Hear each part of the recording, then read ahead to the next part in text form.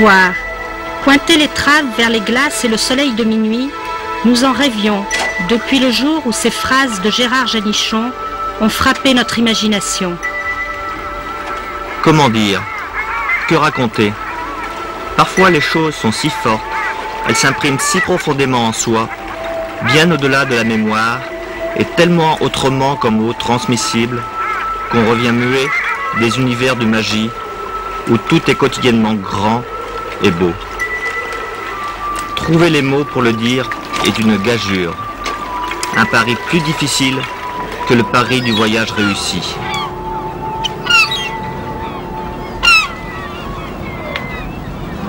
Pour nous, comme à chaque début de voyage, cela a commencé dans un port. C'est à Saint-Jean-de-Terre-Neuve que nous affrontons la corvée de l'avitaillement. Surtout, ne rien oublier, penser à tout. Chaque détail a son importance.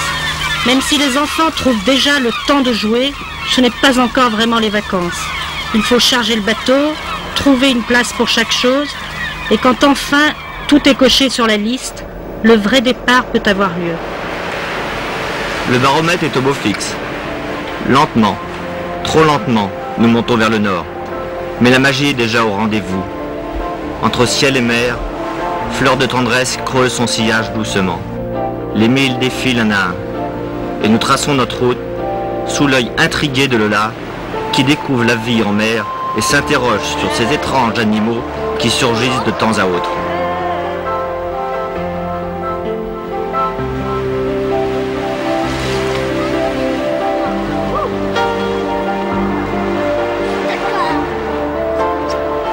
Et puis, soudain, comme dans un rêve, le premier iceberg surgit au bout de l'étrave, sous nos yeux incrédules. Le royaume des glaces. Ça y est, nous y sommes.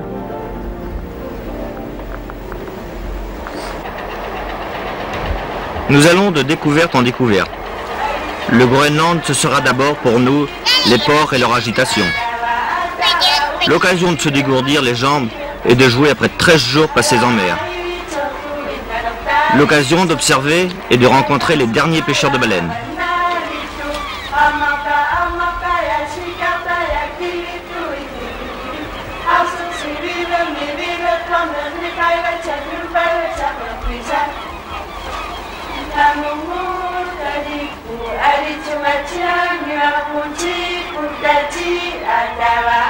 L'occasion d'admirer les petits villages aux maisons colorées et aux drôles de noms. Pamiut, Kangasiat, Iulisat, Ata, Sarkat, Kerkataswak et bien d'autres.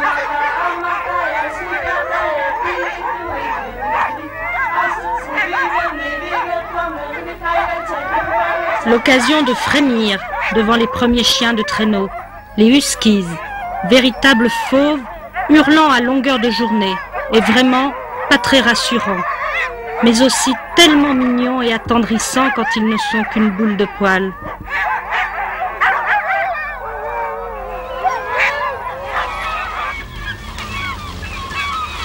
Comment imaginer que nourri de carcasses de poissons séchés, ce petit chiot deviendra dans quelques mois une de ces bêtes féroces?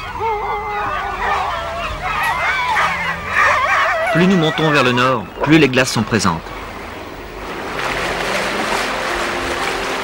Benji, coupe, montrez les ciseaux.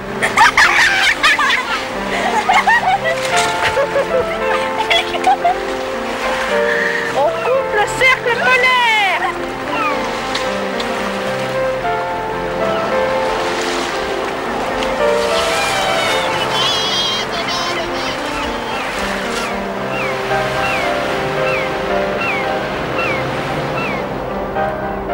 Difficile de dire, d'expliquer la beauté incroyable de ces paysages, de cette lumière. Les images enfouies dans notre mémoire parlent toutes seules. Le plaisir est partout, au détour de chaque mouillage, devant un squelette de baleine, l'escalade d'une montagne, la pureté d'un iceberg, la marche sur la calotte glaciaire. Nous sommes au comble du bonheur.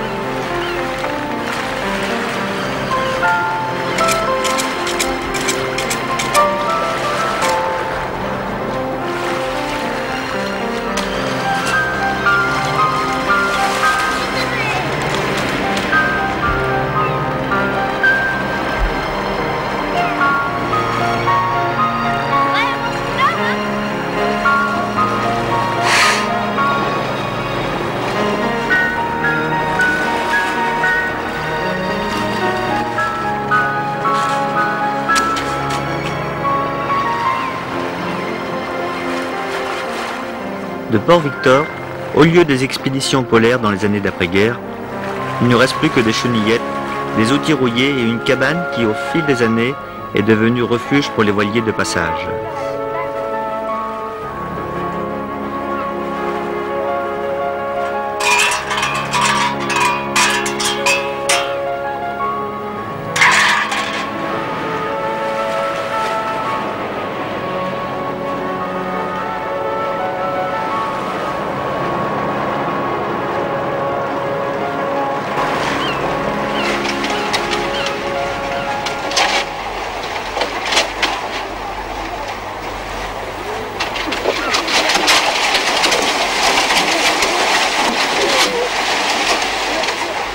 Et puis vient le moment tant espéré, mélange subtil d'angoisse, de bonheur et d'émotion, où Fleur de Tendresse, construit pour naviguer dans les glaces, se frotte de près, de très très près à son élément.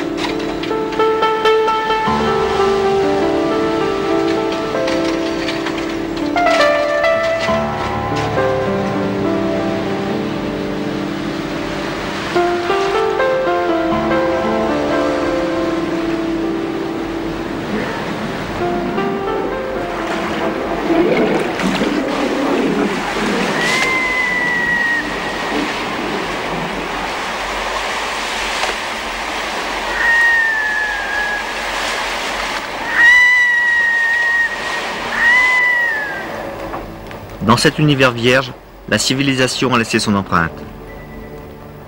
Sur l'île d'Isco, étrange impression de malaise dans la cité minière de Kutlisak. Désertée par les hommes, comme si un cataclysme les en avait chassés. En réalité, la mine a fermé ses portes il y a une vingtaine d'années, et la population a dû s'exiler pour chercher du travail ailleurs.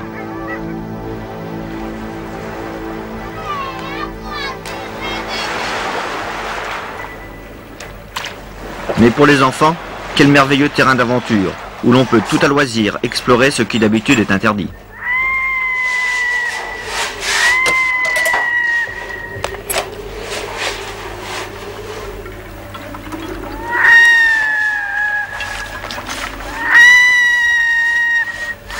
J'ai mot dans les cafés.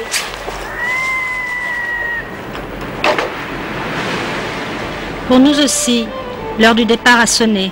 C'est à regret que nous prenons le chemin du retour, profondément marqués et éblouis, et faisant nôtre ces mots de l'auteur des Damiens. Peut-être qu'il y aurait trop à dire. Peut-être qu'il faudrait inventer de nouveaux mots qui n'existeraient qu'ici. C'est une extase perpétuelle, une plongée au cœur du grand beau.